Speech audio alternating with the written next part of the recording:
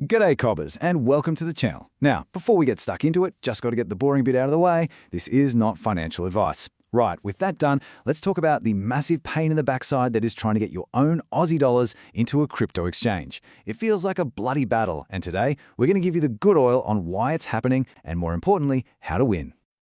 Okay, so let's just dive right in. Why are the banks so spooked? Well, it all starts with this number right here.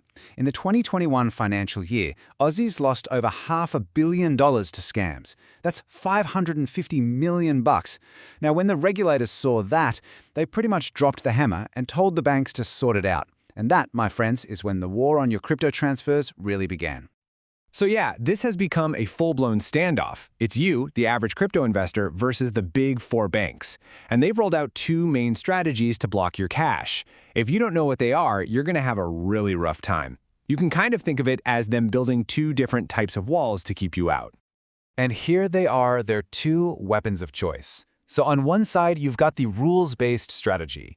This one's like a hard, predictable wall with a clear limit painted on it. You know exactly where you stand, but there's no getting over it. And then on the other side, you've got the risk-based strategy. Now, this is more like a secret blacklist. It's totally unpredictable, and you only find out you're on the wrong list when your payment gets bounced right back at you. Now, this slide here breaks down the two main approaches perfectly. Have a look at CBA on the left. They use that rules-based strategy. It's transparent, you get a strict $10,000 cap per calendar month. You know the rules, but that's your lot. No exceptions. Then you've got NAB on the right with their risk-based strategy. See, there's no fixed cap, which sounds good, right? But their key mechanism is a targeted blockade of exchanges that are on some secret high-risk list. So every single transfer is a gamble because you have no idea if the exchange you're using is on their naughty list today. And then there's ANZ, specifically their new digital ANZ Plus account. They've come up with a rather sneaky trap. What they do is block all crypto payments by default with this feature called Crypto Protect. So to send any money, you have to actually dig into the app's security settings and manually turn it off. By making you do that, they're creating a record that you've accepted the risk, which, helps cover their own backside. And even after you jump through that hoop, you're still hit with the exact same $10,000 monthly cap as CBA. So, you're probably thinking this is all about protecting you from scams. And yeah, that's what they'll tell you, but that's only half the story. Let's pull back the curtain and look at the two real reasons they're making our lives so difficult. There's the scam epidemic they can point to, and then there's something much, much bigger they're absolutely terrified of. So here's the public excuse they needed. In 2022, Aussies lost a staggering $221 million to scams where crypto was the payment method. When you've got a number that big, it gives the banks the perfect cover to bring in all these tough restrictions. They can stand up and say, look, we're just protecting our customers from these massive losses. And this just brilliantly illustrates where the pressure is coming from. This isn't just the banks going rogue. The corporate watchdog, ASIC, literally told them to do it. They said they expect banks to create appropriate levels of friction. Now, that's just regulator speak for make it harder for people to send their own money. You know those 24-hour holds, the blocks, the annoying questions? Well, that's the friction they were told to put in place to protect you. But here's the real guts of it. It's something called the compliance overkill thesis. And the truth is, the banks are absolutely terrified of getting hit with massive, potentially billion-dollar fines from Austrac, the government's financial crime agency. They've been pinged for money laundering failures before, and let me tell you, the crucial point is this. They are far more scared of a monster fine from the government than they are of losing you as a customer. Blocking crypto is just the easiest way for them to avoid that risk. All right, enough of the doom and gloom. The good news is, not every bank in Australia is a pain in the backside. There are still some good options out there if you know where to look. So let's find you a bank that actually wants your business. So, who are the good guys in this fight? Well, right now, St. George Bank is looking like a pretty solid choice. They're known for being more crypto-friendly, especially with local exchanges, and you can even get your daily limit up to $100,000. ING Bank is another good one. They haven't brought in any hard caps, which makes them great for smaller, regular transfers. Just be aware, they might slap a 1 to 2 day delay on transfers over $1,000. Now, for the ones to steer clear of, and it's not just the big four anymore. Macquarie Bank used to be great, but now they're blocking payments to any new crypto payees, which makes them pretty much useless for newcomers.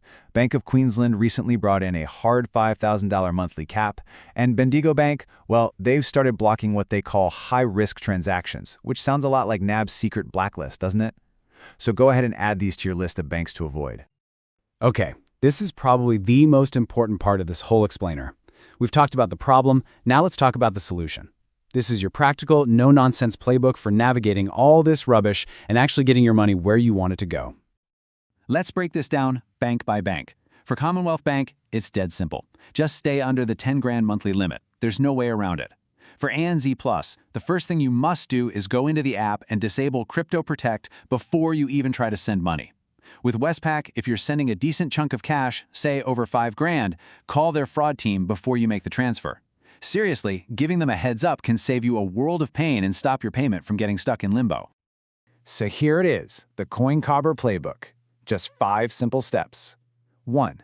Ditch the big banks and pick a friendly one like St. George or ING. 2. Open a separate bank account just for your crypto transfers. This stops them from freezing your main everyday account. 3. Always start with a small test transfer to see if it goes through before you send the big bucks. 4. Use PayID. It's a payment method that uses your phone number or email. It's instant, free, and it raises fewer red flags with the banks. And 5. Never, ever use a credit card. Most banks just block them for crypto anyway. And here's some final, fair dinkum advice that is absolutely crucial. Stick to the local, well-known Aussie exchanges, the ones that are registered with Austrac. Think about it. When the banks see you sending money to a regulated local business, you automatically look like less of a risk. It makes their compliance job easier, and it makes your life easier.